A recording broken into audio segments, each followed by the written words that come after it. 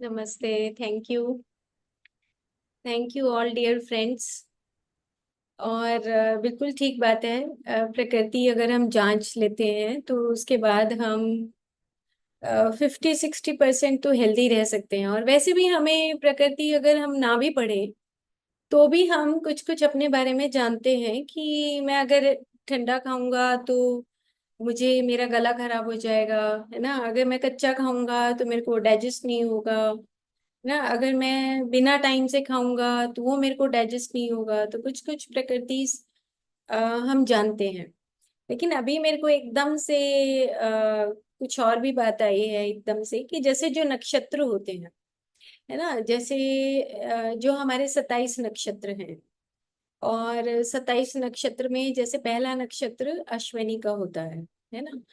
तो अश्विनी नक्षत्र है। ऐसे ही आगे रोहिणी नक्षत्र है, हस्त नक्षत्र है, चित्रा नक्षत्र है, ऐसे भाद्रपद नक्षत्र है, ऐसे 27 नक्षत्र हैं। और हर नक्षत्र से जब कोई ना कोई जब जन्म लेता है तो वो अपनी एक प्रकृति के साथ जन्म लेता है। अब जैसे फॉर एग्जाम्पल कि अगर अश्विनी नक्षत्र से कोई जन्म ले रहा है तो आप सोचो कि अश्विनी नक्षत्र, अश्विनी मतलब कि जो अ, अश्विनी पुत्र आपने सुना होगा कि सूर्य के जो पुत्र हैं अश्विनी पुत्र बोला जाता है उनको। और अश्विनी नक्षत्र, अश्विनी का मतलब हो गया कि जो गर्म हो, है ना।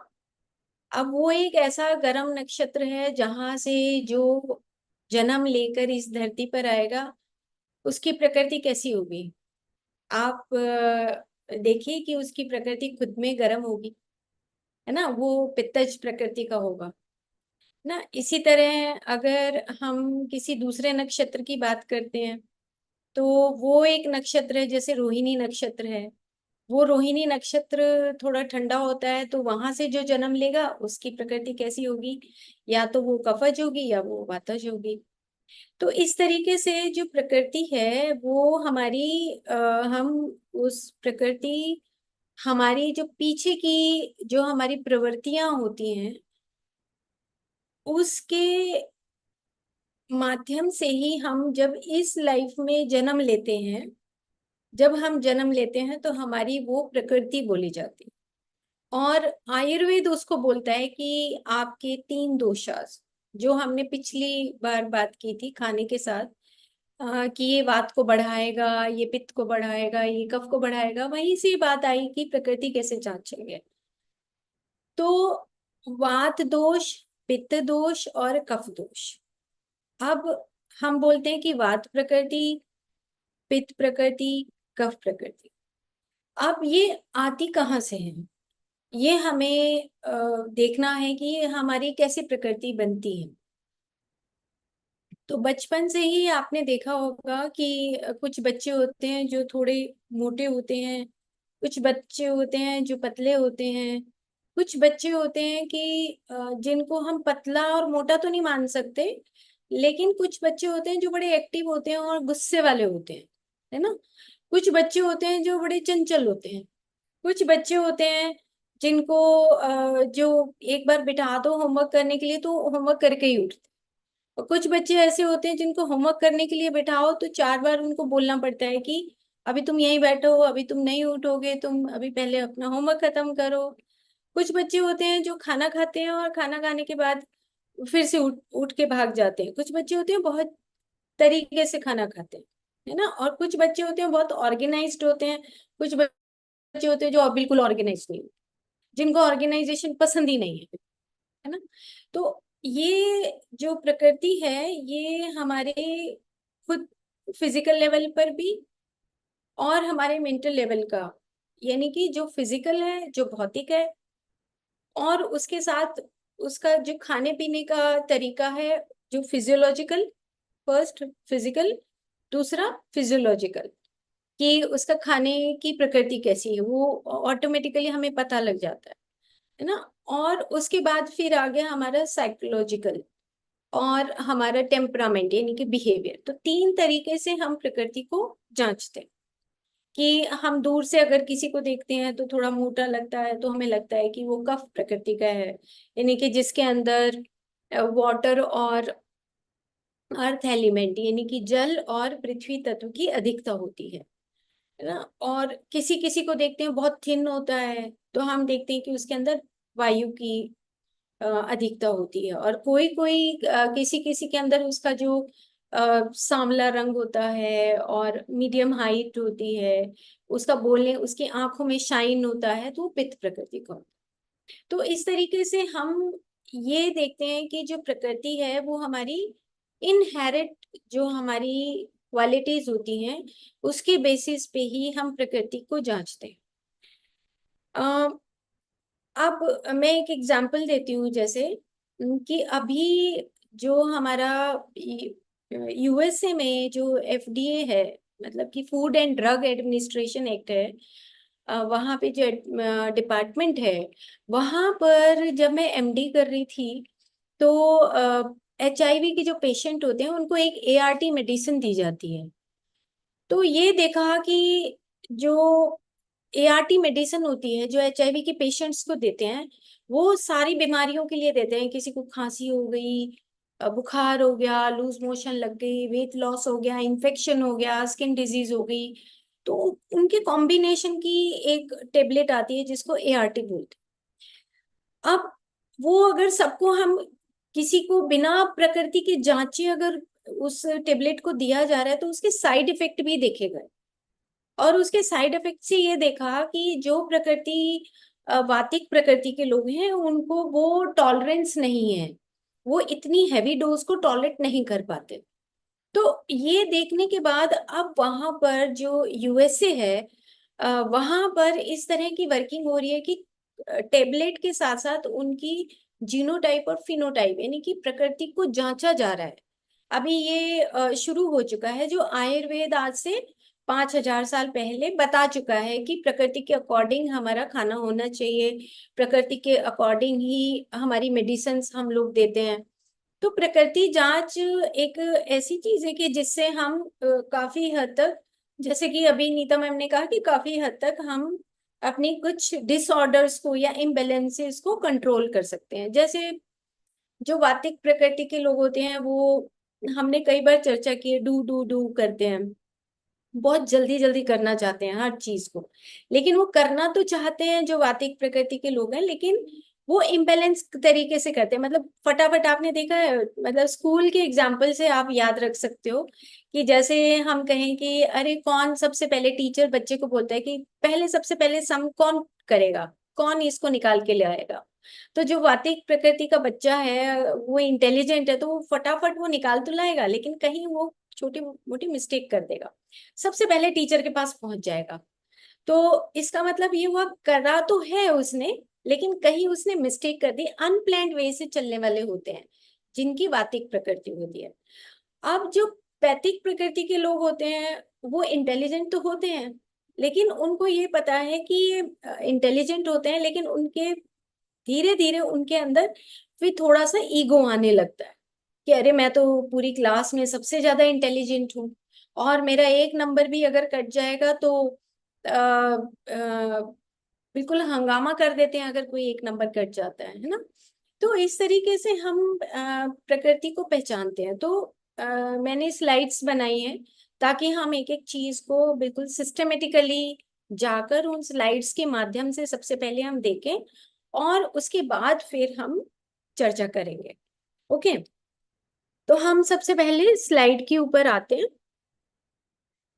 तो अब हम एक बार थोड़ा सा बैक में जाते हैं, क्योंकि हम वाइटल बॉडी मेडिसिन के पार्ट में ही इसको पढ़ रहे हैं। तो हम एक बार थोड़ा सा रिमाइंड करेंगे अपने आप को कि जो फिजिकल है वो हार्डवेयर है। आपको ये बिल्कुल क्लियर हो जाना चाहिए कि जो हमारी फिजिकल बॉडी है वो सिंपल एक हार्डवेयर की तरह काम करती है। जो आपके अंदर छुपा हुआ होता है वो ही आपको हार्डवेयर एक मशीन की तरह आपको दिखाई देता है। रिप्रेजेंटेशन बोलते हैं उसको, कि रिप्रेजेंट होता है आपके अंदर क्या चल रहा है, वो रिप्रेजेंट हो थ्रू आपकी जो बॉडीज है उसके थ्रू। दूसरे पॉइंट जो है वो वाइटल बॉडी है, जो हम बहुत चर्चा कर चुके हैं कि जो ब्लूप्रिंट बनाती है, जो हमारी फीलिंग्स होती हैं उसके माध्यम से जो हमारा ब्लूप्रिंट बनता है वो हमारी फिजिकल बॉडी उसको दिखाती है। तीसरा हमने बात की थी कि जो मेंटल बॉडी है वो इट गिव्स मीनिंग। तीसरा आप पॉइंट देखिए कि which gives meaning to the vital. Meanings का मतलब ये हुआ कि हम कोई भी बात जब सुनते हैं अपनी सेंसेस से, कोई भी चीज को हम देखते हैं, किसी भी चीज को टेस्ट करते हैं, तो हम किस तरह के मीनिंग्स निकालते हैं, अर्थ निकालते हैं। और वो हमारा जो मेंटल मीनिंग है वो हमारी थ्रू वाइटल और थ्रू फिजिकल वो रिप्रेजेंट करता है।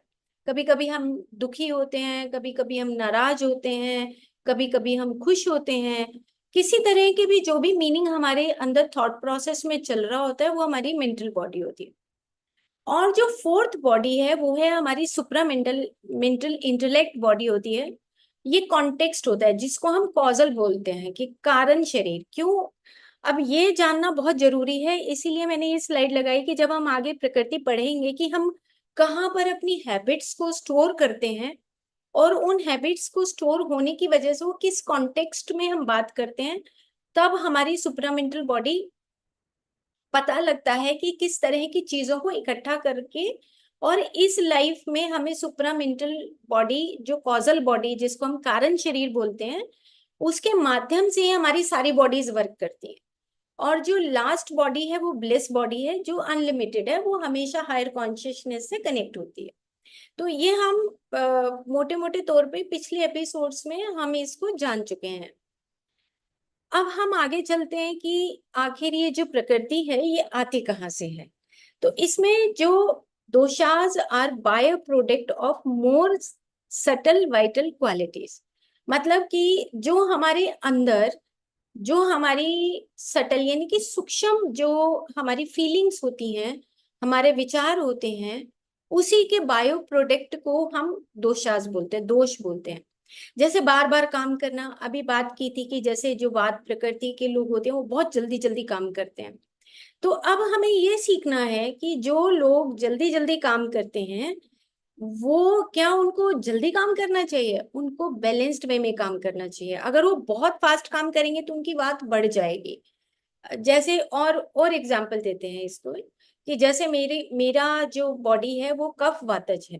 कफ कफ वातज का मतलब कि मेरी जो बॉडी है उसमें कफ यानी कि अर्थ और वाटर एलिमेंट ज्यादा मात्रा में है। और अगर मैं रोज बैठी रहूंगी, मैं अगर काम नहीं करूंगी, तो मैं क्या करूंगी, मैं बहुत स्टूडियस हूँ, मैं बहुत ज्यादा पढ़ती रहती हूँ, तो मुझे उठकर काम करना चाहिए, मुझे एक्टिव होना चाहिए। यानी कि जो हमारी जो बॉडी है उसके अपोजिट हमें वर्क करना है। जैसे मेरा कफ है और कफ है, तो मैं अगर रोज बैठी रहूंगी, कोई काम नहीं करूंगी, तो मेरा जो कफ वाला जो दोष है वो बढ़ जाएगा, इम्बेलेंस हो जाएगा। तो हमारी जो दोषाज हैं वो हमारा बायो प्रोडक्ट है, जो हमारी वाइटल बॉडी के अंदर जो हमारी क्वालिटीज जो छुपी हुई होती है। अब ये बोलते हैं कि ये आखिर जो इम्बेलेंसेस होती हैं, जैसे कुछ बच्चे हैं जो क्रॉनिक, जैसे टाइप 1 डायबिटीज आ गया, किसी को मेंटल डिसऑर्डर शुरू से बचपन से ही होते हैं।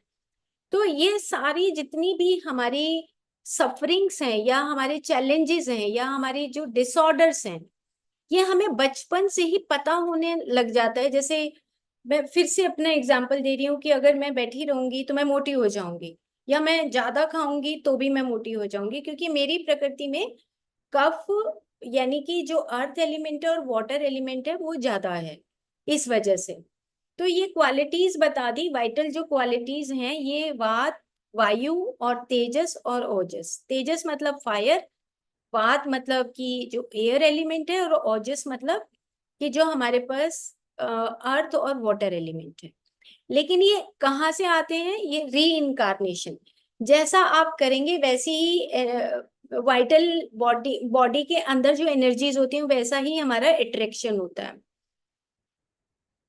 अब ये बहुत इंपॉर्टेंट स्लाइड है, इसमें हम दो तरीके से बात करते हैं इसको आसानी से समझने के लिए।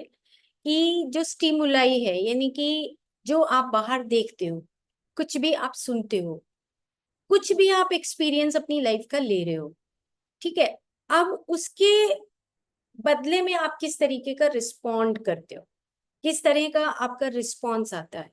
आपको प्रकृति समझने के लिए, जैसे फॉर एग्जाम्पल कि मैं एक कुर्सी पे बैठती हूँ, अपने ऑफिस में मैं जाती हूँ, और मैं किसी दिन अपने ऑफिस में आती हूँ और मैं देखती हूँ कि उस कुर्सी के ऊपर कोई और बैठा हुआ है, तो मन में क्या जाएगा?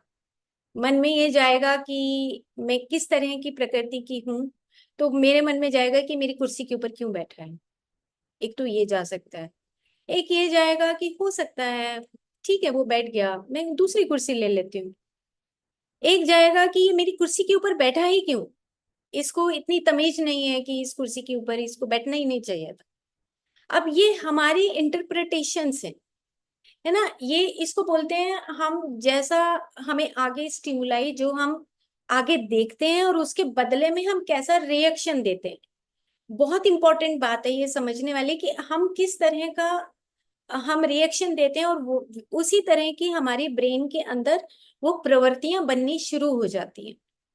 ठीक है, अब मान लो कि वो जो व्यक्ति है जो आज ऑफिस में मेरी उस सीट पे बैठा है जहां पे मैं रोज बैठती थी, मैंने आज उसको ठीक है अदरवाइज लिया और उसको छोड़ दिया, कल वो फिर से उसी सीट के ऊपर बैठा है, तो आप क्या करेंगे? क्या आप उसको उठाएंगे या उसको छोड़ देंगे? तीसरे तीसरे दिन वो फिर ऐसा ही करता है, तो आपको इरिटेशन आएगी, गुस्सा आएगा, आप रिस्पॉन्ड करेंगे कि देखो ये तो 2 दिन से ऐसा ही बैठा है। आपको ये अंडरस्टैंडिंग करनी है किस तरह से हमारी प्रवृत्तियां बनती हैं, बहुत इंपॉर्टेंट है समझना। और जब हम अपने सराउंडिंग में अपनी फैमिली मेंबर्स को भी देखते हैं, तो ये जो प्रवृत्तियां बनती हैं उसी से हमारी प्रकृति बनती है, और ये री इनकारनेशनल यानी कि कार्नेशन टू कार्नेशन शिफ्ट होती रहती है अगर हम अपने आप को चेंज नहीं करते हैं तब। तो स्टिमुलाई क्या कहते हैं कि we experience in our life and our responses to them produce brain memory, वो बार बार अंदर हमारी मेमोरी के साथ वो चलता रहता है। अब क्या होता है कि उसमें 2 चीजें होती हैं कि जब हम बार बार उन चीजों को रिपीट करते हैं, बार बार रिपीट करते हैं, कंडीशनिंग, यहाँ पे देखो तीन तीन सर्कल हैं, जो स्टिमुलाई, रिस्पॉन्स है एंड मेमोरी है। लेकिन जो लोग जिद्दी होते हैं, जिद्दी प्रवृत्ति के होते हैं, जो लोग बिल्कुल नहीं मानते, जिनके पास ईगो इकट्ठा होना शुरू हो जाता है, तीनों प्रकृति की बात हो रही है यहाँ पे, जिनके पास पित्त है, इंटेलिजेंट तो है लेकिन ईगो आ जाएगा।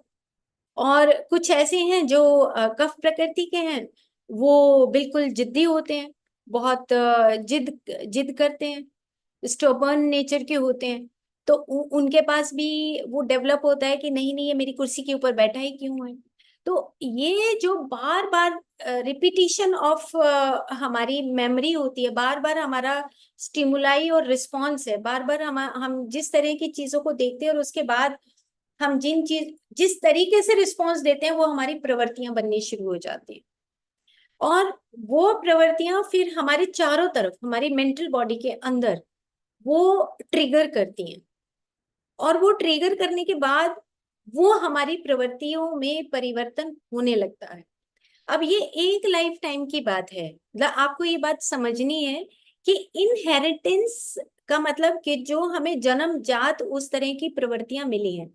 अब आप आराम से जो नीता मैम सेशंस देती हैं, पास्ट लाइफ के जो सेशंस देती हैं, पास्ट कर्मास के जो सेशंस देती हैं, या लॉ ऑफ कर्मा के जो सेशंस होते हैं, अब हम अपनी प्रवृत्ति को समझ सकते हैं। भगवत गीता ने बहुत बार प्रवृत्तियों की बात की है कि हम अपनी प्रवृत्तियों को कैसे समझें। अगर मैं बहुत जिद्दी टाइप की लेडी हूँ, मैं बदलती नहीं हूँ, मैं बिल्कुल जिद करके बैठी हूँ कि बस मेरे अनुसार ही ऐसा होना चाहिए, तो मैं अपनी प्रवृत्ति को आराम से समझ सकती हूँ। और वो मेरी प्रवृत्ति कहाँ से आई है? वो पीछे से आई है, वो अभी नहीं बनी है, वो धीरे धीरे धीरे धीरे वो रिफ्लेक्ट हो रही है मेरे सराउंडिंग में। जिस तरह का माहौल मैंने अपने उस लाइफ प्लान में प्लान किया था, उसके अकॉर्डिंग वो चीजें अब ट्रिगर होकर बनती जा रही है। वो कह रहे पहले तो डीट नहीं थी, अब डीट हो गई है, पहले ऐसी नहीं थी, क्योंकि वो सराउंडिंग में जो एनवायरनमेंट है उससे हमें अपनी प्रवृत्तियों का पता लगता है। जैसे मान लो और भी एग्जाम्पल है, हम बहुत बार इस एग्जाम्पल को दे चुके हैं कि जैसे घर में कोई गेस्ट आता है, एकदम से इरिटेशन होती है, बहुत इरिटेशन होती है।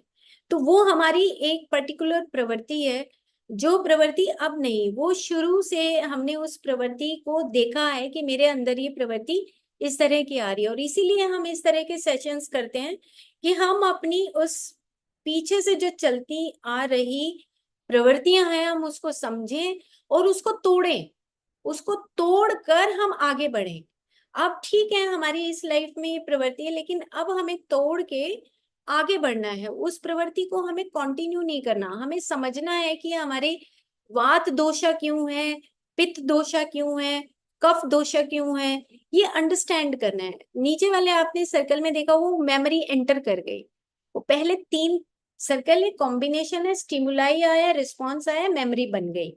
लेकिन अब मेमोरी एंटर कर गए, री बोलते हैं उसको, कि बार बार हम ट्रिगर करते हैं।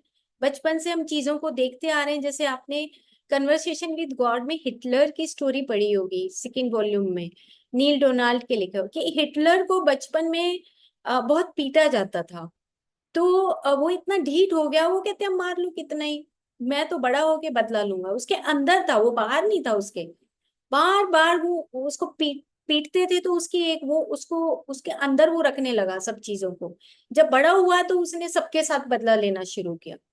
तो मीनिंग ये है कि हमें ये अंडरस्टैंड करना है कि हमारे सामने वाला जो स्टिमुलाई है, मतलब किस तरह से हम देख रहे हैं, किस एंगल से हम देख रहे हैं, और किस एंगल से फिर हम उसका रिस्पॉन्ड करते हैं।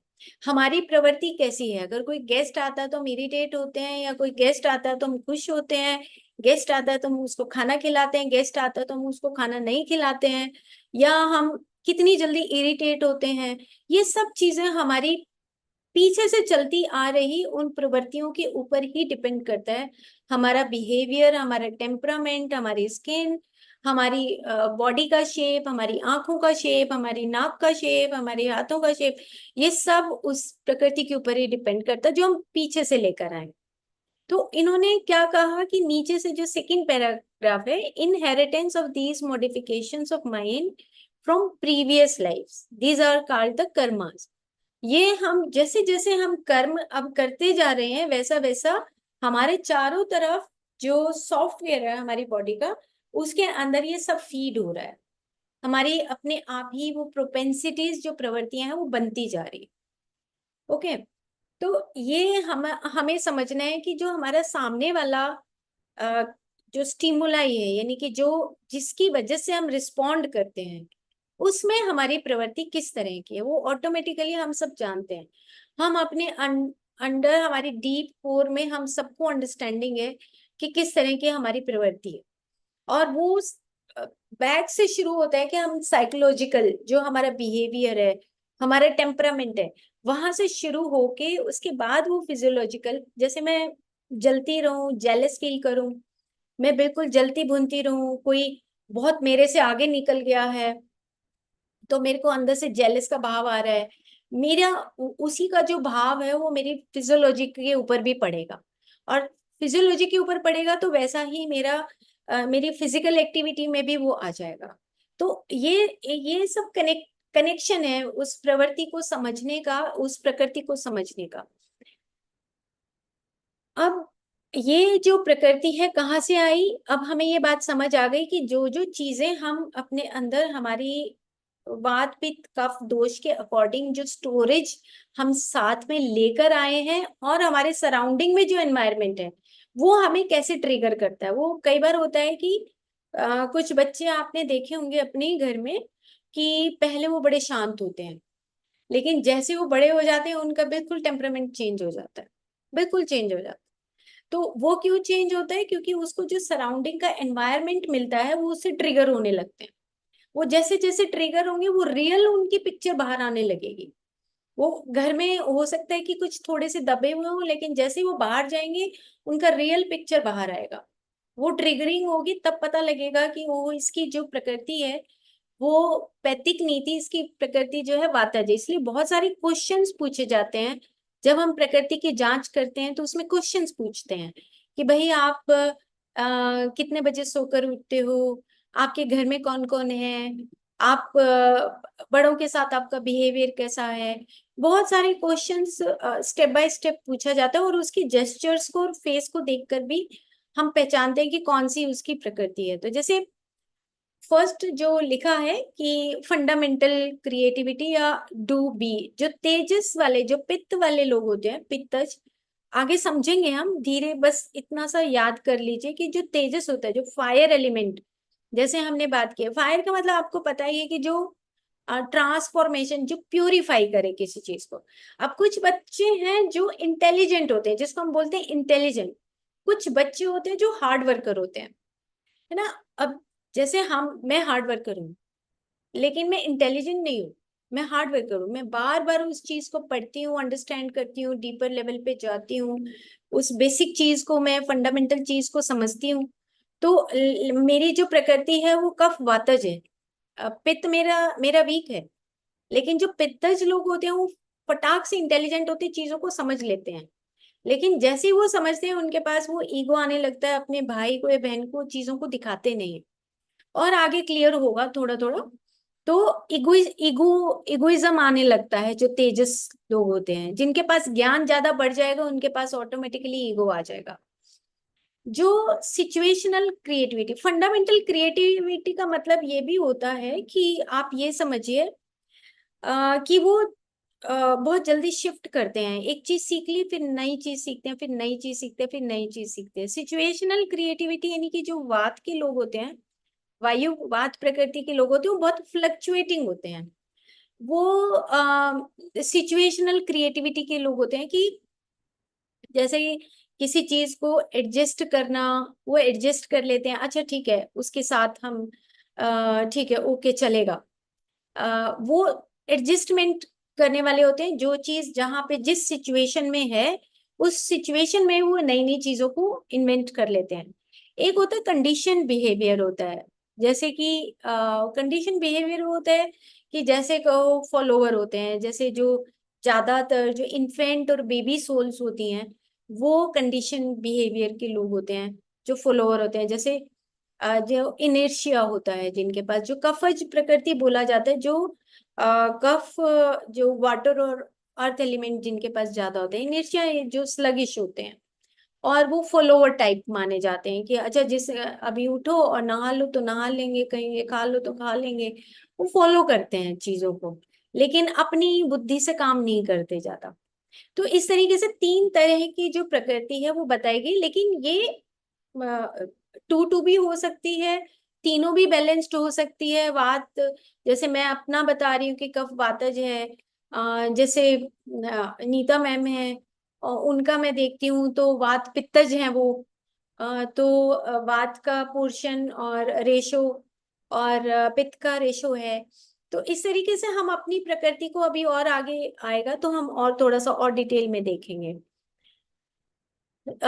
ये मैंने एक पिक्चर लगाई, बहुत अच्छी लगी मुझे। तो वात वात जो होती है वो girls movement and communication skills होती है उनके पास। जो पित्त होता है उनका ओवरसीज डाइजेशन अच्छा होता है, और वो ट्रांसफॉर्मेशनल काम करते हैं, यानी कि बहुत चेंजेस, बहुत एकदम से वो फटाक से काम करते हैं, बहुत नीट एंड क्लीन तरीके से काम करते हैं। कफज वाले होते हैं जो कोहेसिव होते हैं, स्ट्रक्चर्ड होते हैं, लुब्रिकेशन होता है, लुब्री मतलब बहुत लिबरल भी होते हैं। ओके, और उनकी बॉडी भी थोड़ी सी फ्लफी होती है। अब हम इसको थोड़ा सा डिटेल में जाएंगे। अब हम वाता की जो प्रकृति है, अब आप सब अपना अपना नोट करेंगे। जो वात प्रकृति है, ये हम आपको अगर आप कहेंगे तो व्हाट्सएप में भी मैं भेज दूंगी, वंडरफुल है। ये एक बुक है प्रतिमा रायचूर की, मेरे पास बहुत पुरानी, मेरे कॉलेज टाइम की ये बुक है। आप मंगवा के इसको पढ़ भी सकते हैं। बहुत एब्सोल्यूट ब्यूटी करके ये बुक है, and it is a wonderful book, बहुत सुंदर है ये। इसका फोटो भी मैं भेज दूंगी, आप सब पढ़ेंगे तो। और बहुत इजी इजी है, ये एब्सोल्यूट ब्यूटी है, और प्रतिमा रायचूर की लिखी हुई है, वहीं से मैंने इसके स्क्रीनशॉट लिए हैं। और अब देखिए आप, अब बात के ऊपर हम आ जाते हैं।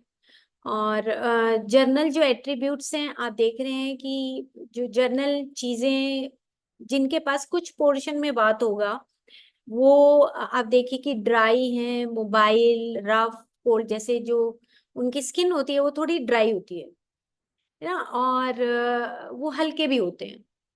जनरल जो हम दूर से देख के किसी को देखें कि अच्छा वो क्या है, उसके हाथ हमेशा ऐसे लगेंगे ठंडे हैं। जिनका वात का पोर्शन ज्यादा होगा, फ्रेम उनका कैसा होता है, थिन है, इरेगुलर है, टॉल है या शॉर्ट है।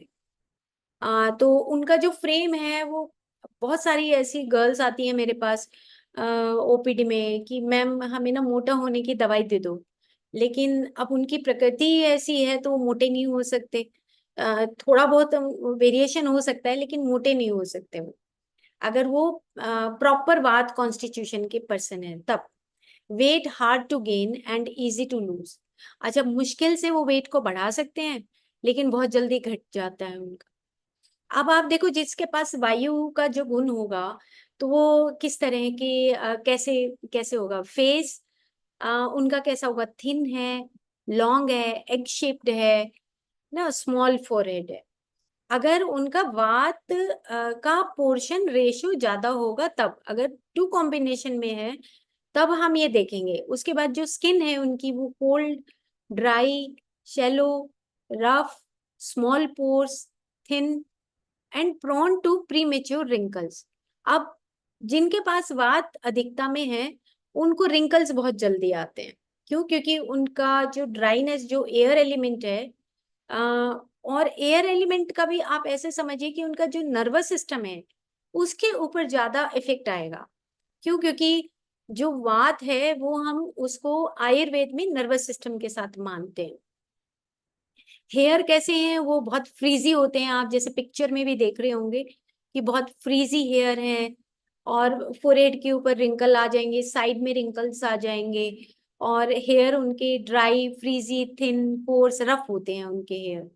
नेल्स उनके ब्रिटल हैं, बहुत जल्दी नाखून टूटते हैं। लिप्स उनके thin, dry, tendency to crack, बहुत जल्दी फट जाते हैं। सर्दी जैसी आएंगी तो वातिक प्रकृति के जो होते हैं उनका बहुत जल्दी लिप फटना शुरू हो जाता है। आईज उनकी small, dry, itchy, brown, grey, scanty eyelashes होती हैं। आपने देखा होगा कि जो वात प्रकृति के होते हैं उनके बाल बाल का ग्रोथ भी कम होता है, और बाल का जो टेंडेंसी है वो भी कम होता है।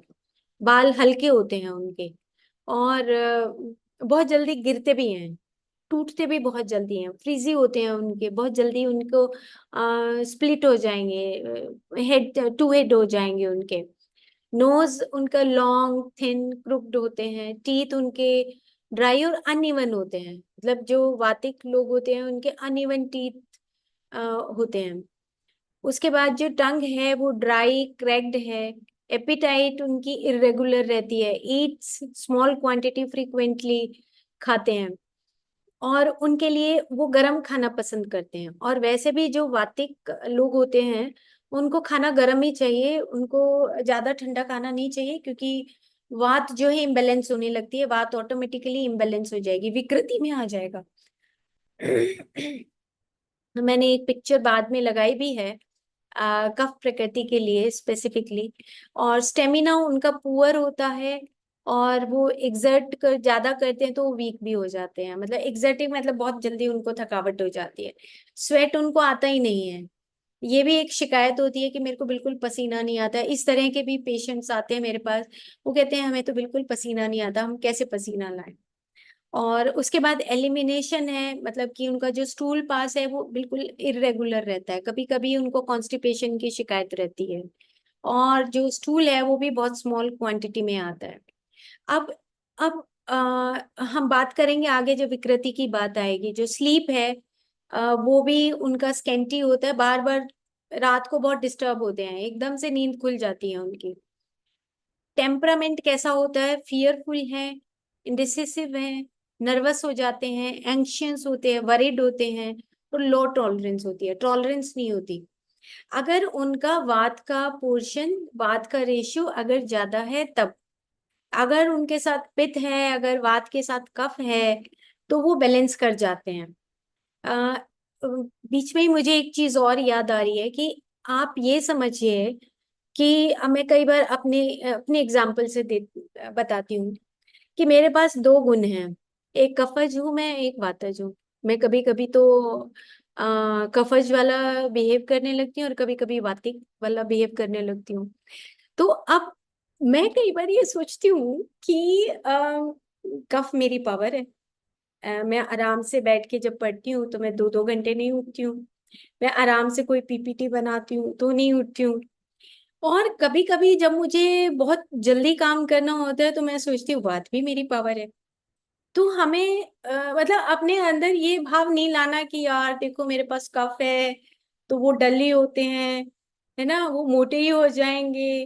वो ठीक है, इंटेलिजेंट नहीं होते, जिनके पास पित्त है वो इंटेलिजेंट होते हैं। पर मैं ये सोचती हूँ कि जो कफ है वो मेरी पावर है।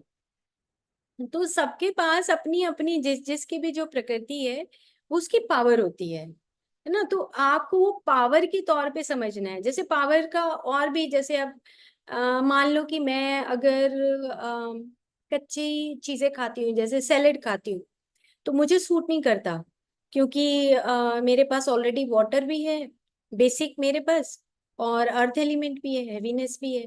तो मैं वो कच्ची चीजें बहुत कम खाती हूँ, मैं बॉइल्ड खाती हूँ या सब्जी खाती हूँ।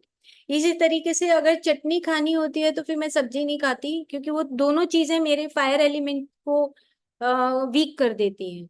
इसलिए जो कफ वाले होते हैं उनको खाना बहुत सोच समझ के खाना होता है, और जो कफ वाले होते हैं उनको 2 ही बार खाना होता है। अब मैं सोचूं कि मुझे मैं 3 बार खाऊंगी तो मेरे को डाइजेस्ट नहीं होगा, क्योंकि मेरे पास फायर नहीं है इतना। और इसी तरीके से जो वात वाले हैं वो 2 बार ना खा के वो 3 बार खाएं। अगर उनको लगता है कि मेरे को भूख लगती है बीच में तो वो खा सकते हैं। जैसे हमने पिछले एपिसोड में बात की थी कि मेन जो प्रिंसिपल है आयुर्वेद का वो 2 ही बार है। लेकिन अगर आपको बीच में फ्रूट खाना है, जूस पीना है, चाय लेनी है, दूध लेना है, अब वो चीजें आप प्रकृति के अकॉर्डिंग आप ले सकते हैं।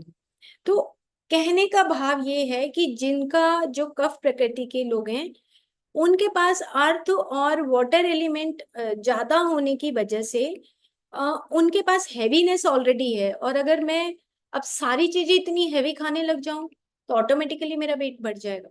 तो मुझे हर चीज को बैलेंस करके चलना होगा, ताकि मेरे पास जो अभी मेरी जो प्रकृति है, मैं जो बचपन से लेके आई हूँ, वो इम्बेलेंस ना हो।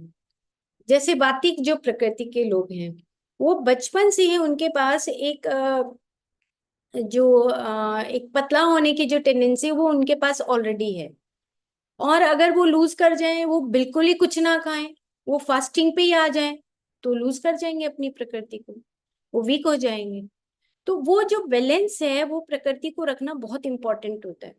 इसी तरीके से यहाँ पर जैसे ये बताया है कि जो टेम्परामेंट है, ये वात वाला जो गुड क्वालिटीज क्या है, अकोमोडेटिंग है, वेरी एक्टिव है, एक्टिव होते हैं वात वाले, क्रिएटिव होते हैं, ये बहुत अच्छी उनकी क्वालिटी होती है, इंटेलिजेंट होते हैं, नेचुरल टीचर्स होते हैं, म्यूजिशियन होते हैं, स्पिरिचुअल लीडर्स होते हैं, आर्टिस्ट हैं, फिलोसफर्स होते हैं। ये वात वात वालों का जो गुड क्वालिटीज है वो उनकी गुड क्वालिटीज यहाँ पर बताई हुई है। अब आप अपने आप को देख सकते हैं अपने अंदर कि मैं किस प्रकृति को रिलेट करता हूँ। उसी तरीके से जो सेक्सुअलिटी है वो कोल्ड है, वेरिएबल है। Process of love is more important then the actual act of love. जो प्रोसेसिंग है, मतलब वातिक चंचल होते हैं ना, उनको कोई बहुत प्यार से बोल दे तो बड़े खुश हो जाते हैं। उनको बस इतना ही चाहिए, मतलब वो प्रोसेसिंग चाहिए बस उनको, उनको एक्चुअल से कोई लेना देना नहीं होता। और जो इमोशंस, जैसे अब जो कफज वाले लोग होते हैं या जो पित्तज वाले लोग होते हैं, उनको रियल में वो चाहिए होता है। और जो वातज होते हैं वो बिल्कुल एक्चुअल में नहीं जाते, वो कहते हैं बस उसी से खुश हो जाते हैं। छोटी छोटी चीजों को लेके उनको अगर पैम्पर करते रहो तो खुश होते हैं। उसके बाद है कि जो सीड्स हैं, ये मैंने आगे लगाया है कि जो कॉलन है, जो पंच वायु होते हैं, उनकी प्लेसेस कहाँ कहाँ है वो मैंने आगे पिक्चर लगाई है, तो वो आसानी से समझ आ जाएगा। और प्रोन टू आप क्या क्या होने के चांसेस होते हैं। अब आप खुद देखिए कि अगर वातिक है तो एक्स्ट्रा ड्राइनेस है, सोरेसिस होने का, स्किन डिजीज होने का, मेन स्पेसिफिकली सोरेसिस होने के चांसेस हो जाते हैं।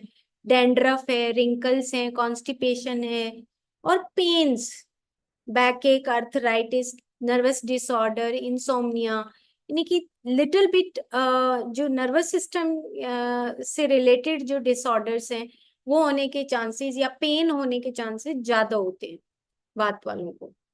तो ये वात का है, ये अब हमें धीरे धीरे इन प्रकृति को रिपीटेडली जब आप देखेंगे वीडियोस को तो आपको धीरे धीरे ये प्रैक्टिस में समझ आ जाएगा। एक बार से कुछ चीजें समझ आएंगी, बार बार देखने के बाद फिर समझ आने लगेगा। अब हम आगे नेक्स्ट चलते हैं पित्तज के ऊपर। तो अब पित्त का क्या है कि पित्त वालों का वो इंटेलिजेंट होते हैं। जनरल एट्रीब्यूट्स में देखिए कि आप किसी बॉडी को भी हाथ लगाएंगे तो उसकी बॉडी बहुत गर्म लगती है, हॉट, शार्प, स्लाइटली ऑयली उनका टेक्सचर होता है, और सोर, लाइट, फ्लूइड। फ्रेम उनका मीडियम होता है, प्रोपोर्शनेट होते हैं, ना मोटे होते हैं ना पतले होते हैं। वेट क्या है, easy to gain and easy to lose. तो अब आप देखिए कि जो पित्त प्रकृति के लोग होते हैं वो खा भी लेंगे और थोड़ा सा बढ़ा भी लेंगे और उसके बाद वो अपना घटा भी लेंगे। ये बहुत अच्छा उनका फैक्टर है। मेरे घर में आ, मेरे को छोड़कर जो मेरे दोनों बच्चे और मेरे हस्बैंड सब पित्त प्रकृति के हैं। अच्छा खा भी लेते हैं और जल्दी से लूज भी कर लेते हैं। तो ये अच्छा गेन भी हो जाएगा और इजीली लूज भी कर लेंगे। Shape of face triangular with pointed chin. Skin उनकी वार्म होती है, सॉफ्ट होती है, रेडिश होती है। आप देखिए कि जो जिसके पास, अब नेचुरली देखिए कि आप जिसके पास फायर एलिमेंट है, आ, तो फायर एलिमेंट वालों के पास जो वो लस्चरस होते हैं, उनकी जो स्किन है वो ऑटोमेटिकली लस्चरस, चमकती हुई आपको दिखेगी, बहुत तेज दिखेगा। उनकी आंखों में भी शाइनिंग होती है। ये बहुत खास बात होती है। उसके बाद हेयर कैसे होते हैं उनके, बहुत सॉफ्ट होते हैं, बहुत सिल्की हेयर होते हैं उनके, सॉफ्ट हैं, स्ट्रेट हैं। आपने देखा होगा जो पित्तज वाले होते हैं उनके बाल बिल्कुल ऐसे, ऐसे टेक्सचर उनका ऐसे शाइन करेगा और बहुत स्ट्रेट हेयर होते हैं उनके। और लाइट और reddish and premature grey, और क्योंकि फायर है तो जल्दी वाइट भी हो जाते हैं उनके। मेरी डॉटर है, उसके बाल अभी थोड़े सफेद होने लगे हैं, वो पित्तज है। और अब उसको ये रहता है कि मम्मा मैं क्या खाऊं। तो मैं उसको ये एक ही बात बोलती हूँ, कॉफी लेती है। लेकिन मैं उसको बार बार बोलती हूँ कि आपको जूसेस लेने चाहिए, आपको फ्रूट्स खाने चाहिए, क्योंकि आपकी पित्तज प्रकृति है। तो जो पित्त वाले होते हैं उनको फ्रूट्स बहुत अच्छे रहते हैं, सैलेड बहुत अच्छा रहता है उनके लिए, जूसेस बहुत अच्छे रहते हैं, पानी पीना बहुत अच्छा रहता है क्योंकि उनके पास फायर एलिमेंट है। उसके बाद नेल्स हैं वो सॉफ्ट पिंक वेल फॉर्म्ड होते हैं। लिप्स हैं medium soft red pink. Eyes उनकी एलिमेंट शेप हैं। आप अपने आप को जब देखेंगे ना आप पिक्चर में, तो ऑटोमेटिकली आपको पता लग जाएगा कि कौन सा पोर्शन आपका वातज या पित्तज या कफज, कौन सा पोर्शन आपके पास ज्यादा है। टीथ उनके मीडियम और वाइट हैं। Tongue red dark pungent taste in mouth. ये भी एक बहुत किसी किसी का मुंह जो है, जो ये पित्त वाले होते हैं इनका ना बहुत कड़वा मुंह होता है। वो कभी कभी अंदर छाले भी हो जाते हैं। अपने आप ही उनका मुंह आ जाएगा, ऐसे छाले हो जाते हैं। क्यों? क्योंकि अगर वो वाटर, पानी नहीं लेते हैं, जूसेस नहीं लेते हैं, फ्रूट नहीं लेते हैं, तो ऑटोमेटिकली उनकी जो अंदर का जो मिकोजा है वो ऑटोमेटिकली सेंसिटिव होके अल्सर फॉर्मेशन जल्दी होता है इनके, हम नीचे पढ़ेंगे। स्टेमिना उनका मॉडरेट, स्ट्रेंथ होती है, एपिटाइट उनकी गुड, अच्छी अच्छी भूख होती है, और स्ट्रॉन्ग डाइजेशन होता है। पित्त प्रकृति के लोगों का एक पहचान बहुत अच्छा है कि वो 2 बार स्टूल जाते हैं। ये बात शायद हमने बहुत पहले भी बात की थी कि पित्त वालों का जो होता है वो 2 बार स्टूल जाने का उनका रूटीन होता है। कभी कभी वो 1 बार जाएंगे, अदरवाइज उनका जो रूटीन में होता है वो 2 बार ही जाते हैं। तो पहला क्वेश्चन हम जब पूछते हैं किसी से भी, तो हम 2-3 क्वेश्चन जरूर पूछते हैं कि आपकी नींद कैसी है, आपका स्टूल, आप 1 बार जाते हो 2 बार जाते हो, आपकी भूख कैसी है। कुछ पर्टिकुलर क्वेश्चन है जो हम पूछते हैं वो प्रकृति पहचानने के लिए कि आज से आप 10 साल पहले कैसे स्टूल 2 बार जाते थे या 1 बार जाते थे, कॉन्स्टिपेशन होती थी आपको। क्योंकि अब जब पेशेंट आता है तो वो फिर इरेगुलर आता है, क्योंकि वो विकृति के साथ आता है, तो हम पहचान नहीं पाते। तो हम उससे पूछते हैं कि भाई आप आज से 5 साल पहले क्या, आपकी नींद कैसी थी। इस तरीके से हम क्वेश्चन पूछते हैं। उसके बाद जो स्लीप है वो लिटिल बट साउंड, और एलिमिनेशन लूज रेगुलर, और उनका जो स्टूल का पोर्शन होता है वो भी काफी मात्रा में आता है। Temperament angry, frustrated, jealous, hateful, aggressive, arrogant, ऐसे उनकी जो उनका टेम्परामेंट होता है। और वो अब हम पीछे अगर जाते हैं तो हमारी जो प्रवृत्तियां हैं, ये प्रवृत्तियां आप देखिए कि वो जो प्रवृत्तियां हैं बैक साइड में जो पड़ी हैं, वो धीरे धीरे ये सारी जो क्वालिटीज हैं अपने आप ही ट्रिगर होकर सामने आती हैं। गुड क्वालिटीज क्या है कि अडेप्टेबल हैं, एम्बिशियस हैं, सेंसिटिव हैं, कंपैशनेट हैं, शार्प हैं, इंटेलिजेंट हैं, लीडर्स होते हैं, गुड बिजनेस पीपल होते हैं, एडमिनिस्ट्रेटर्स होते हैं। मतलब कि कहने का मतलब ये है कि वो बहुत जल्दी इंटेलिजेंट होने की वजह से बहुत जल्दी हर चीज को ऑर्गेनाइज तरीके से करते हैं, इसलिए गुड एडमिनिस्ट्रेटर्स होते हैं। सेक्सुअलिटी क्या है कि इनका इंटेंस है and see themselves as a great lovers, but in reality often lack patience. इनके पास पेशेंस कम होती है, लेकिन दिखाते ऐसे हैं कि भाई हाँ हम तो बहुत ग्रेट लवर्स हैं। See liver, gall bladder, small intestine, heart and eyes, ये हम देखेंगे कि विकृति कहाँ कहाँ होने के चांसेस होते हैं। फिर प्रोन टू, कि उनके जो पिंपल्स होते हैं, स्किन के ऊपर रैशेज आते हैं, एलर्जिक कंडीशंस होती हैं, बर्निंग सेंसेशन होती है, पेप्टिक अल्सर्स हैं, ज्यादातर अल्सरेशन होता है, और जैसे ब्लीडिंग है, लिवर डिसऑर्डर्स है, हाइपरटेंशन है। Hypertension is the main disorder in पित्त कॉन्स्टिट्यूशन। तो पित्त वालों को हाइपरटेंशन, स्किन की डिजीजेस, अल्सरेशन होना, गुस्सा आना, बीपी बढ़ जाना, ये इस तरह के जो है ना नेचुरल फैक्टर्स हैं, लेकिन ये पीछे से आ रहे हैं। अब हमें उसी चीज को सीखना है। मतलब मेजर काम तो क्या है कि हमें बस प्रकृति इसलिए जाननी है कि हम किस तरीके से खाने को बैलेंस करें, किस तरीके से हम अपने बिहेवियर को बैलेंस करें। मेन तो हमें प्रकृति इसीलिए जानना है, क्योंकि फिजिकलिटी में तो ठीक है, जैसा भी हमारा शक्ल आ गया वो चेंज होने वाला नहीं है, लेकिन जो अंदर की जो हमारी प्रवृत्तियां हैं उसको हमें बदलना इम्पोर्टेंट है। अब हम आते हैं कफ के ऊपर। तो कफ का जो ये बोला है इसमें लाइफ फोर्स जो ओजस, और जर्नल जो एट्रीब्यूट्स होते हैं वो हैवी होते हैं, स्लो होते हैं, कूल होते हैं, डंप है, मतलब एक बार बैठ जाएंगे तो उठेंगे ही नहीं, ऑयली, स्वीट होते हैं, डेंस, मतलब कि भारी भरकम सा थोड़ा बॉडी उनका बहुत हेवी टाइप होता है। फ्रेम उनका ब्रॉड, वेल बिल्ट, इवनली प्रोपोर्शनड। आप देख रहे होंगे पिक्चर भी, आप साथ के साथ देखते जाइए कि ऑटोमेटिकली पता लग जाता है कि किस तरह का उनका फेस है, किस तरह का उनका बॉडी स्ट्रक्चर है। शेप ऑफ फेस है round if more water, square if more earth. अब आप देख लीजिए कि अगर राउंड है तो हम उसको देखेंगे मोर वाटर, ये भी ज्यादा फ्लफीनेस है, और तो वो वाटर एलिमेंट है, और ज्यादा भारी है लगता है तो वो मोर अर्थ एलिमेंट है। Skin cool, fair, oily, large pores, blackheads बहुत आते हैं, and prone to cystic acne, और डीप रिंकल्स आते हैं। हेयर उनके थिक होते हैं, ऑयली होते हैं, वेवी होते हैं, कर्ली, ब्लैक और शाइन। नेल्स भी इसी टाइप की, लिप्स, आईज सेंसुअल होते हैं, मतलब बहुत बड़ी बड़ी आंखें होती हैं उनकी, और आईज अट्रैक्ट करती हैं उनकी, और उनकी आई लैशेस भी थोड़ा सा ऑयली होती हैं, शाइन वाली होती हैं।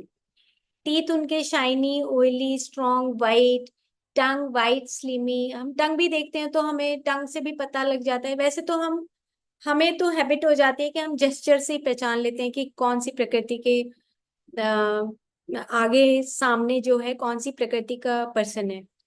एपिटाइट उनका constant and like spicy food, not so thirsty. अब ठीक है कि जो भूख है वो उनको लगती है, लेकिन उसके साथ उनको थोड़ा सा लिटिल बिट, जो कफ वाले होते हैं उनको स्पाइसी फूड उनको पसंद आता है। अब स्पाइसी फूड तो हो सकता है कि पित्त वालों को भी पसंद आए, हो सकता है एयर एलिमेंट जो बात वाले हैं उनको भी पसंद आए, लेकिन स्पाइसी, अब अगर मैं अपनी बात करूं कि मेरे को स्पाइसी क्यों पसंद है, क्योंकि मुझे पता है कि अगर मैं कोई भी चीज ऐसा कंटेंट खा रही हूँ तो उसके साथ स्पाइसी उसको बैलेंस करता है। तो ऑटोमेटिकली नेचुरल हमारे खाने में ऑटोमेटिकली आ जाएगा, ना भी जानते हुए। जो कफ के प्रकृति के लोग होते हैं उनको स्पाइसी फूड पसंद होता है। स्टेमिना स्ट्रांग है, गुड इम्यून सिस्टम, स्वेट उनका moderate, sweet smell, elimination slow, regular, moderate, and sleep उनका needs more sleep, long deep, बहुत ज्यादा सोते हैं। कुछ कुछ जिनका जो कफ प्रकृति है, अम, एक अभी मैंने पेपर प्रेजेंट किया है एक लेडी का। वो पहले वो कफज ही थी, लेकिन विकृति में उसको कफ आने के बाद डायबिटीज हो गया। और डायबिटीज के बाद वो पेशेंट जो है, उसका नींद का जो एपिसोड है वो बढ़ने लगे। वो इतना सोती थी, इतना सोने लगी कि फिर घर वाले शिकायत करने लगे कि तू इतना सोती क्यों है। तो देखा कि जो कफ प्रकृति के जो लोग होते हैं उसकी डाइट बढ़ चुकी थी, और उसके साथ साथ उसका जो स्लीपिंग फैक्टर है वो भी बढ़ गया था। और बिल्कुल उठना नहीं चाहती, घर में बैठ के आराम से अपना बस अपना जो जितना जरूरी है उतना उठ के उसके बाद फिर अपना ही बस वो चैट करना और वो सब चीजें करती। तो उसकी वजह से अब उसका जो वेट है वो 20-30 kg और ज्यादा इंक्रीज हो गया था। अब इतना क्यों? क्योंकि अब उसको पता है, उसको ये भी पता है कि मैं गलती पर हूँ, लेकिन अब उसकी वो हैबिट हो गई, जो हमने पीछे बात की थी कि जो कंडीशनिंग है, बार बार जो स्टिमुलस और जो रिस्पॉन्स है, जो स्टिमुलस और जो रिस्पॉन्स है, उसी से हमारी जो इनकार्नेशनल जो प्रोपेंसिटीज बनती हैं, उसी से हमारी प्रकृति डेवलप होती है। अब हम इसमें जो गुड क्वालिटीज है वो काम है, स्टेबल है। कभी कभी इतना काम हो जाता है कि उसको कहते रहो वो फिर भी काम नहीं करेंगे। कफज वालों के साथ बहुत परेशानी है। वो इतने काम होते हैं कि उनको कहते रहो, वो फिर भी इतने पेशेंट होते हैं कि उनको कोई फर्क ही नहीं पड़ता। अगर उनको कहो, मोटिवेट करना बहुत मुश्किल होता है कफज के लोगों को। और उसमें लिखा है कि गुड मेमोरी होती है, गुड प्रोवाइडर्स होते हैं, हेल्पिंग नेचर होती है, वो बहुत काम नेचर के होते हैं। और डांसर्स हैं, doctors, accountant, teachers, good parents, ये उनकी गुड क्वालिटीज हैं। उसके बाद सेक्सुअलिटी है, warm, enduring, good lovers, romantic होते हैं। सीट्स, स्टमक, पेरिकार्डियम, ये सीट्स का मैं आगे दिखाऊंगी।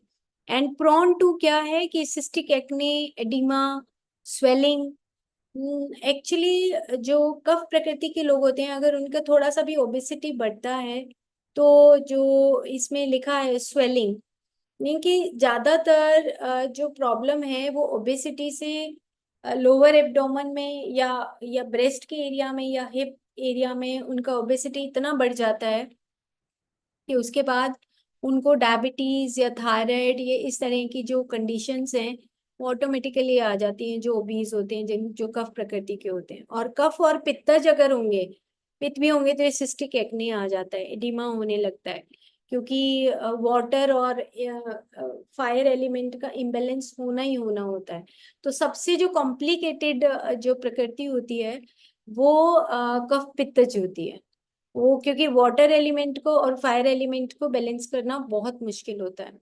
तो इस तरीके से ये तीन जो प्रकृति हैं, वात, पित्त और कफ, ये जो दोषा हैं, दोषा का मतलब ये हो गया कि हम जब जन्म लेते हैं तो हमें हम इस डिफेक्ट को या इस बायो प्रोडक्ट को लेकर आते हैं कि मेरी ये वाली प्रकृति है, मेरी वातज है। अब आप अपना अपना लिख लीजिए कि मेरी वातज है, या कुछ कुछ उसमें मिलता हुआ कुछ पार्ट कफज है, या मेरी वातज है या पित्तज है, या पित्तज है या वातज है। ये दो कॉम्बिनेशन से हमारी प्रकृति ज्यादातर बनती है। अब ये एक जो पिक्चर है, अब देखिए, वैसे तो ये इसकी जो प्रकृति है ये कफज थी, ठीक है। अब है तो ये कफज, अर्थ एंड वाटर एलिमेंट इसके पास है, लेकिन अब थोड़ा सा इंक्रीज हो गया इसका।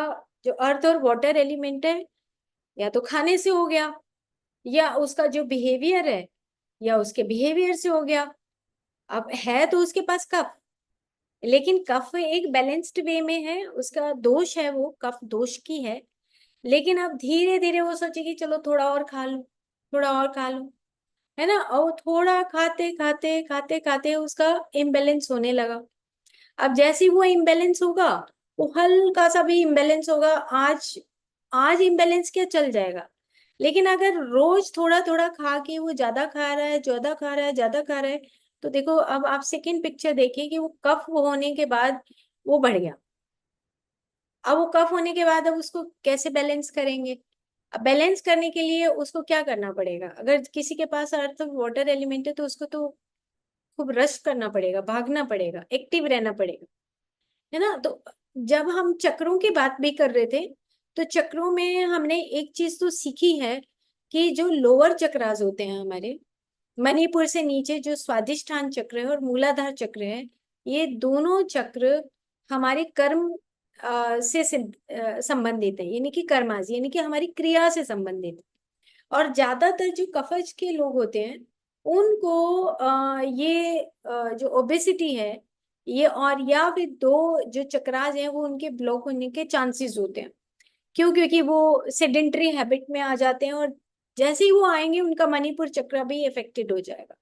जैसे ही वो मणिपुर चक्र इफेक्टेड होगा, उनको डायबिटीज जैसी बीमारी, ओबेसिटी जैसी बीमार बीमार होना, और भी ऊपर आएगा तो उनको कोलेस्ट्रॉल भी बढ़ जाएगा, और हार्ट चक्र भी इम्बेलेंस होना शुरू हो जाएगा। तो सबसे जो कॉम्प्लिकेटेड जो प्रकृति होती है वो हमारी कफ, अकेली कफ, थोड़ा बहुत उसमें वात का रेशो या पित्त का रेशो, या कफ और पित्तज वाली जो प्रकृति होती है वो सबसे कॉम्प्लिकेटेड प्रकृति मानी जाती है, जिसमें लाइफ लॉन्ग ही पिंपल्स चलते हैं, जिसमें लाइफ लॉन्ग ही सिस्ट फॉर्मेशन होता रहता है, जिसमें लाइफ लॉन्ग ही इम्बेलेंस चलता रहता है, क्योंकि वाटर और फायर एलिमेंट को बैलेंस नहीं कर सकते। तो ये एक मैंने पिक्चर लगाया है कि अगर हमारी जो भी प्रकृति है, अगर हम उसमें से थोड़ा सा भी उस रेशो को बढ़ा देते हैं, जैसे कि मान लो पित्त प्रकृति है और पित्त के पास ऑलरेडी फायर है और वो रोज ही मिर्ची खा रहा है, रोज ही स्पाइसी फूड खा रहा है, कभी कभी खाएगा ओके चलेगा, लेकिन अब पित्त प्रकृति होने के बावजूद भी वो खा रहा है, तो उसकी आंखें कमजोर हो जाएंगी, उसको जल्दी चश्मा लग जाएगा। तो जो पित्त जिनके पास फायर होता है उनको अ, जल्दी से उनकी जहां जहां अग्नि के प्लेसेस होते हैं वो वीक होने के उनके चांसेस होते हैं। तो जैसे पित्त वाले हैं उनको चश्मा जल्दी लग जाता है। तो इस प्रकार से हम ये सीख सकते हैं कि अगर मेरी कफ प्रकृति है तो मैं थोड़ा सा भी अगर इम्बेलेंस खाती हूँ या इम्बेलेंस रहती हूँ, मेरी सेडेंटरी हैबिट्स हैं, तो मेरा ऑटोमेटिकली मेरा वेट भी बढ़ेगा, और मेरी वैसी ही मेरी हैबिट्स वैसी ही हैबिट्स बन जाएंगी, और यही हैबिट मेरे को नेक्स्ट लाइफ में मेरी फिर से कफ प्रकृति को बनाएंगी। तो ये हमारा री इनकारनेशनल जो सर्कल है ये चलता रहता है। आज मेरे को डायबिटीज डेवलप हुआ 30 की एज में, मैं इतना खा रही हूँ, इतना खा रही हूँ, लेकिन यही मेरी प्रवृत्तियां अगर इसी तरीके से चलती रही, नहीं कंट्रोल हुआ, तो इन द नेक्स्ट इनकारनेशन वो मेरे को दूसरे तरीके से, मेरे को चाइल्डहुड में ही मुझे वो चीज बीमारी मिल जाएगी। तो इस तरीके से हमें प्रकृति को अंडरस्टैंड करना बहुत इम्पोर्टेंट है। ये मैं बता चुकी हूँ ऑलरेडी। मिक्स दोषास जो जैसे पित्त वात होता है, वात पित्त है, कफ पित्तज है, तो ये मिक्स दोषास हैं। ये हमारी कुछ टाइप्स होती हैं, जैसे पांच हम पंच वायु बोलते हैं। तो जैसे प्राण वायु है, व्यान वायु है, अपान वायु है, उदान है, समान वायु है।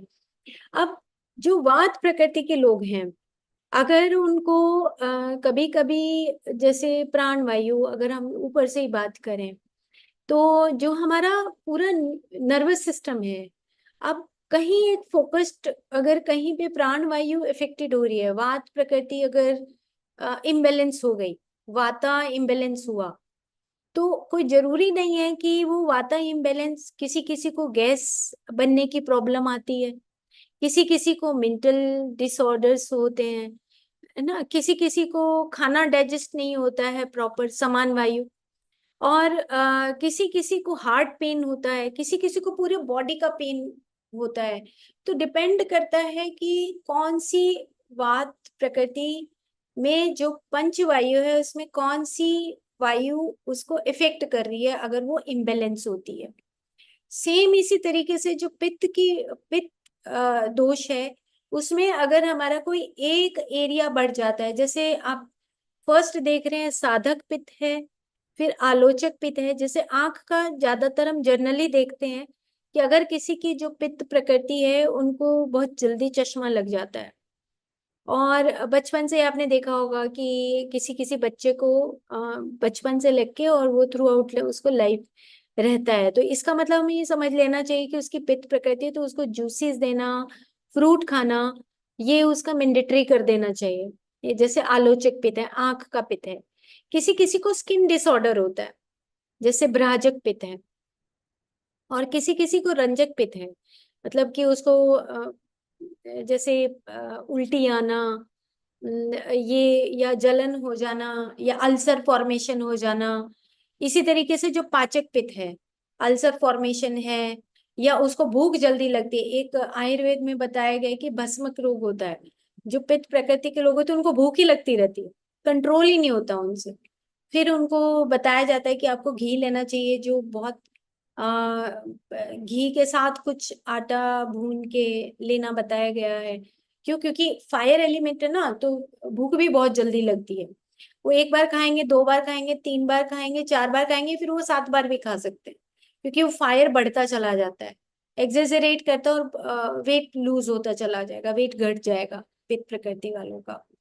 तो इस तरीके से ये डिपेंड करता है कि वो पित्त जो है इम्बेलेंस कहाँ है। इसी तरीके से जो आप देख रहे हैं कि बोधक कफ है, अवलंबक कफ है, किसी किसी के पूरा चेस्ट एरिया मोटा हो जाता है, बढ़ जाता है, किसी किसी का पेट का एरिया बढ़ता है, किसी किसी का हिप एरिया बढ़ता है, किसी किसी को ज्वाइंट्स में पेन होता है। ज्वाइंट एरिया जैसी वेट बढ़ेगा, ज्वाइंट एरिया ऑटोमेटिकली बढ़ जाएगा। तो इस तरीके से अब हमने ये देख लिया कि जो हमारी प्रकृति है उसमें जो इम्बेलेंस है, वो अब हमें देखना है कि इम्बेलेंस अगर होता है तो वो हमारी, अब हमारी जो खाने की हैबिट्स हैं जो हमने बात की थी, हम अब इसको बंद करते हैं और अब हम डिस्कस करते हैं।